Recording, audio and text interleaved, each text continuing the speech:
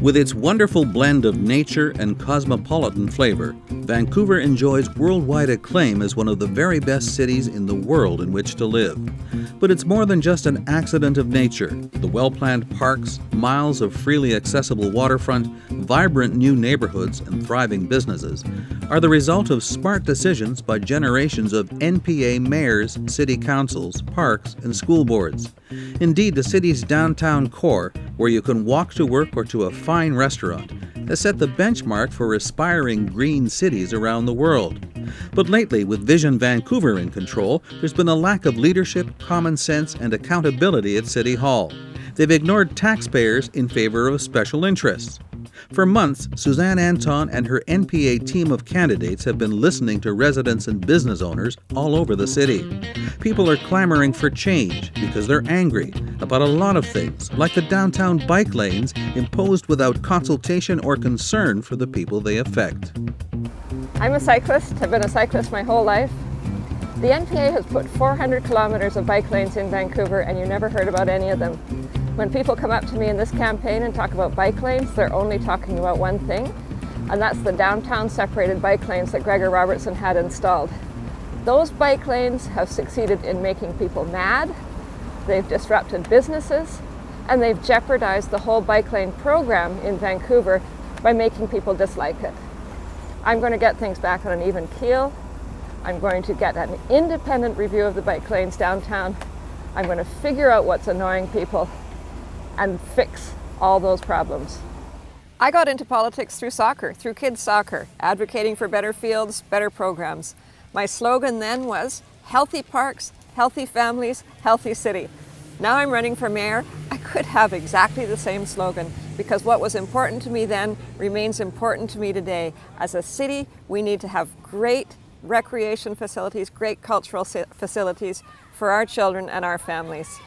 Gregor Robertson was a lucky guy. When he was elected and ran on being the greenest city, he jumped onto a train that was already speeding down the tracks. Do you know what makes our city green? It is good land use.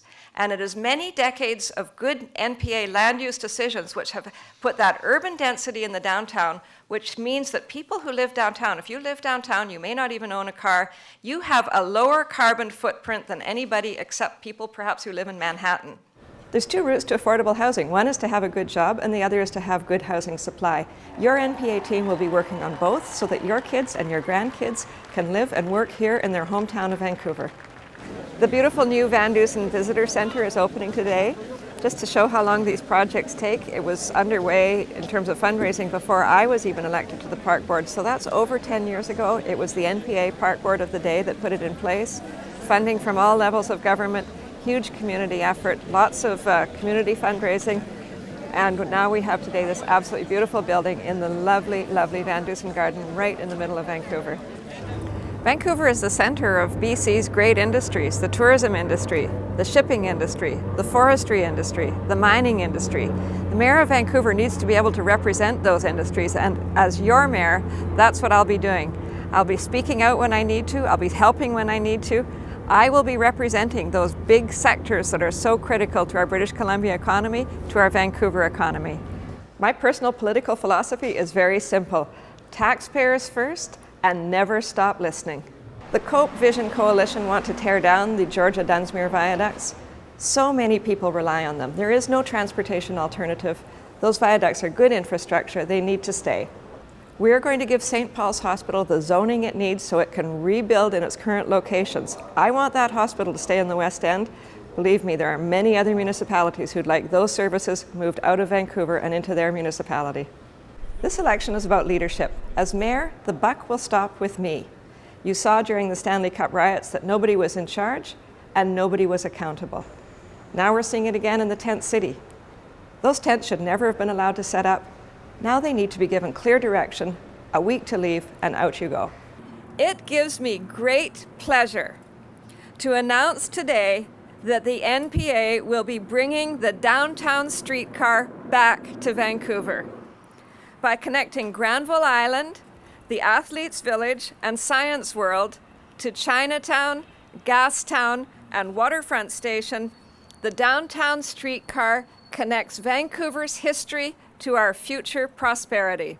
And don't forget that Vancouver already owns this line. It owns the right-of-way all the way through, so the land is assembled, the land is ready to go. The hardest thing in a project like this is land, and the land is done. I can't wait till this line is built. It'll be so popular, it'll be busy the day it opens, and it will be the future of streetcars running throughout the streets of Vancouver. The NPA is the team of Yes We Can. We can do these things.